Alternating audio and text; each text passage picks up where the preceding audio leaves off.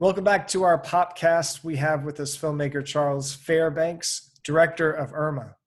Charles, thank you for coming on the show today. I really enjoyed watching your short doc about a female Mexican wrestler. Thanks. It's a pleasure to be here, Dugan. So how did you meet let me do that again. How did you meet? Because your doc is named after the main character, Irma. And I'm assuming you don't live in Mexico.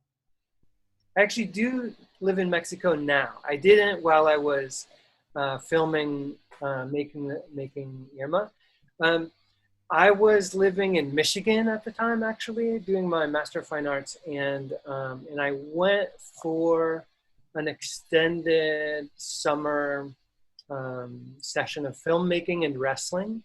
I have a background as a wrestler, and I had gone down with the intention of making an experimental ethnographic film in the at that time really emerging vein of sensory ethnography, and also much in the tradition of participant ethnography in and around the wrestling rings of lucha libre in Mexico.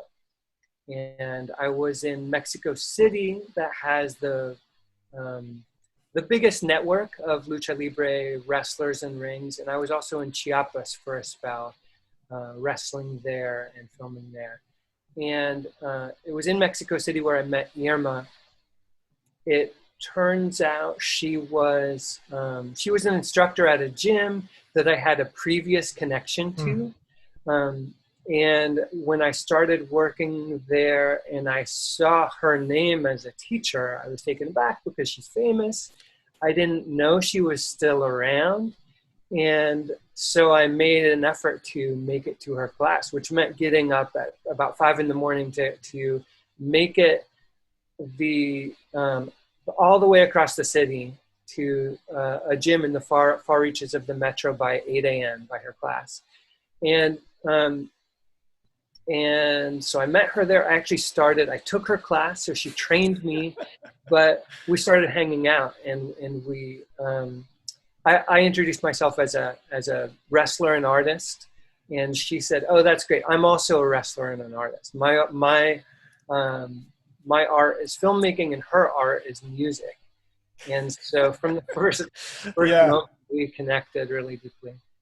Yeah, that was definitely one of the many surprising parts of the documentary, was to find out that, she had written a song, but then she actually played it on an LP. So it got published at some point?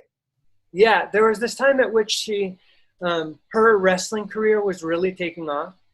And then her singing career started to take off. But but then she realized that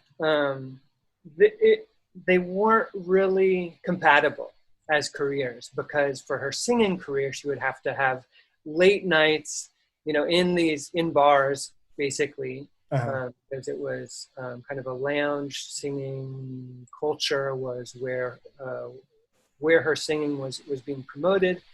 And she needed to, she was also training hard for wrestling all day, and she needed to get to bed, basically, and rest up to heal her body from the abuse that she and all the other wrestlers were giving it throughout the day. So she just got to the point where she had to make a choice, but she cut 2 LPs, and I feel very lucky to have been gifted those 2 from her, both of them.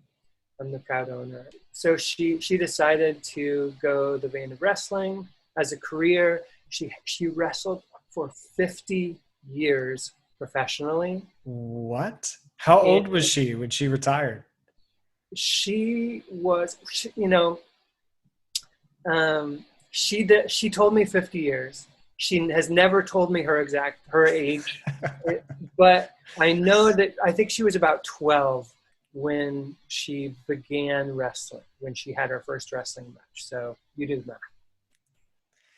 That is amazing. So I thought you did a really good job of storytelling with this documentary in the very beginning, because you see Irma having a really hard time, I want to say like getting out of bed or putting on her shoes.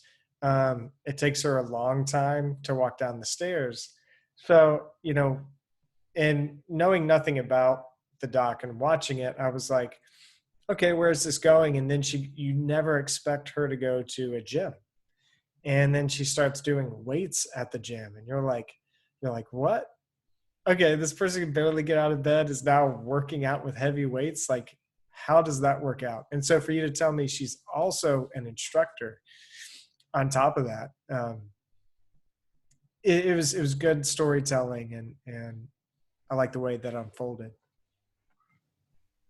Yeah, and so that was also an intentional storytelling device. Was there's so much more information about her that I purposely didn't include in the film in order to leave viewers with this with the sense of wonder. I didn't want to include too much. I have a lot of interview footage, a lot of tape of her voice, and I wanted to use it sparingly so that viewers could just see, because I think we do get so much just out of watching her move, and layering her voice on some of that footage would have taken us away. I think we wouldn't have been fully present to the real challenge that it is for her just to move about in her house and around the city. But in that beginning section, also what grabbed me is you don't see many documentaries start on an object like that. So I want to say you focused on like a wooden bird that was bobbing its head back and forth for a while. And it grabbed my attention because I was like, oh, this is interesting. You know, what is this documentary about? But why did you choose that as your opening image? Definitely as a metaphor. I wanted to set up with these few shots to give a context of, they're pieces of her, that it's where she lives, but I also felt like the sound of this bird would kind of draw the viewer's attention because I thought it was funny. I think she is hilarious. She has a great sense of humor. I also thought that the bird was funny, but then the fact that it's singing, and then we hear the bird singing as we're also seeing the pictures of these two buff female wrestlers, which are actually her and her daughter. Her daughter's name is Irma, and they wrestled as the two Irmas for a long time. So, like I say, there are so many pieces, and I could have made a much longer piece that tells more of her story, and maybe I should have. But on the other hand, I think I really like the short film that we made as well. Can you talk a little bit about your collaboration with her? Was there something special there? A great collaboration. And we connected on the very first day we met. I went to her class and she was training me because I was learning lucha libre, the art of Mexican wrestling. My background is in competitive wrestling. I wrestled in high school and in college, which gave me a decent foundation. But it's a different wrestling culture. There's different technique, and so she was definitely my master, my teacher. She had a lot to teach me. But she and the people I was wrestling with also were very interested in learning more techniques from competitive wrestling. So that was something I could always do in exchange. Was I would share some of my techniques with them as they were sharing so many of theirs with me. But on the first day of practice, when we met each other, I said, "Hi, I'm Carlos and Carlos, and I'm a wrestler and an artist." And I explained that I was making a documentary about Mexican wrestling, and she said, "Oh, that's great. I'm Irma Gonzalez, and I'm also a wrestler and an artist. I sing," and I had no idea about that side of her story, but she was very proud to tell me that and to connect with me as a wrestler artist. And I think it was the second or third practice where I asked her, hey, what do you think about maybe making a film together? And she said, of course, I was just waiting for you to ask. And the whole time together, every minute we spent together was fun for both of us. And it came together really easily. We just worked together like a dream team. You told me that this was one of your more successful documentaries and that there was just kind of a flow to it. How did the process of making this film differ from what you've experienced since then? I guess I had some intuitions about filming. It was actually my first real documentary that I made. And just from watching her in the gym where we practiced on the third floor of the gym and seeing her walking into the gym, I could tell that walking was a real struggle. And I knew that the way she walked carried so many years of wrestling injuries in it. And so it just seemed to automatically speak to her history so deeply. And so I knew I wanted her body, the movement of her body, to be part of the film. Then when I visited her in her house, I found it completely charming, just like she is, in the decorations, the places around, and we just sat around, talking for a while. I recorded our conversations. She has so many stories to tell, and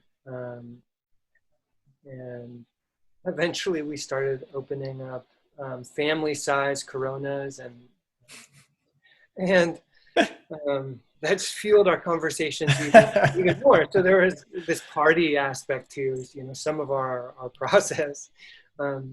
It's remarkable that all the shots are in focus, I guess, in that sense. And then I'd say another part of production, in production design, she really wanted to introduce me to her granddaughters her great-granddaughters who are growing up in the circus. And she wanted to do that because she grew up in the circus as well. And it was her acrobatics background that gave her the physical talent that made a wrestling promoter invite her to wrestle at 12 years old to fill in for someone who was injured. And then that's really fascinating as well. I don't think that was in the doc. So I don't tell that story, but that story is there in a way visually. I could have and maybe should have made a longer documentary about her. Maybe I will someday. But we